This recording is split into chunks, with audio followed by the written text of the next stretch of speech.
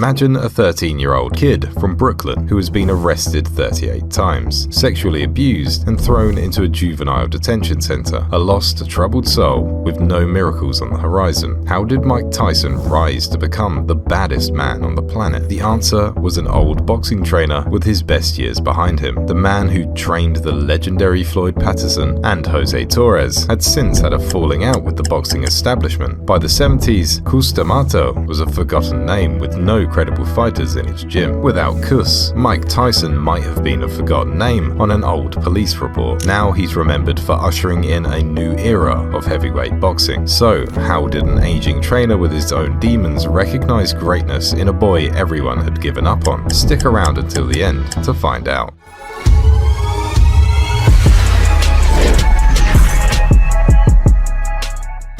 Born Michael Gerard Tyson in 1966, Mike's father was absent and his stepfather abandoned the family when he was 2. Tyson's relationship with his mother was no better. She was an emotionally distant, promiscuous woman raising 3 kids in an impoverished neighborhood of Brownsville. Small, shy, and chubby, Michael had a lisp and a high voice. He was an easy target for bullies at the public school and was even sexually abused at the age of 9. One day he was brought to a roof where the older guys kept their pigeons. Caring for pigeons seemed like a nice distraction. He recalls his first fight with an older youth who wrangled one of the birds. By 11, he had already started taking measures against the bullying and abuse. A street gang, the Jolly Stompers, trained him to clean out CAD registers while other members held victims at gunpoint. Aimlessly wandering the streets, stealing stuff on a whim, and robbing people for a laugh became his second nature. By the time he was 13, his petty criminal activities had landed him in hot water with the police 38 times. When it was just one time too many, he was sent to Tryon School for Boys, a juvenile reform center in upstate New York. After beating up a guy at the detention center, Tyson ended up in isolation. There, he overheard the guards discuss an amateur boxing champion named Bobby Stewart. He requested to meet Stewart, who visited him shortly. When Tyson expressed the desire to learn boxing, Stewart promised to teach him on 2 conditions. 1, he'd stay out of trouble, and 2, he'd work harder in school. An able counselor, Stewart gave Tyson an outlet for his rage, and the young man was hooked. Despite learning disabilities in his childhood, Tyson learned to read and started to cleaning up his act. In their first sparring together, Stewart floored Tyson with a body shot and asked him to walk it off. Right then and there, Iron Mike discovered his signature punch. He wanted his opponent's bodies to shut down just as his had given up on that day. By 1980, Stewart realized he'd taught the young man all he could, so he took him to meet the legendary boxing trainer Constantine Cus D'Amato. Cus had his own gym in Catskill, New York, where he scouted young fighters with a keen interest and even provided accommodation for them. There were no sparring partners around when Stewart arrived with the 13-year-old, so the 2 of them sparred with each other for 3 rounds, at which point Cus's right-hand man, Teddy Atlas, said, "We've seen enough." Cus, who'd seen the young boy box for less than 10 minutes, told him, "If you want to stay here, and if you want to listen, you could be the world heavyweight champion someday." How did an over-the-hill trainer see that kind of potential in a 13-year-old? It's one of those you chalk up to fate. After his parole with the detention center, he spent most of his time with Cus Catskill High School in the morning and rigorous gym drills in the evening. Cus, who had grown up in rough inner-city neighborhoods of the Bronx, knew how to approach the troubled teen. The old trainer was a man of tough love,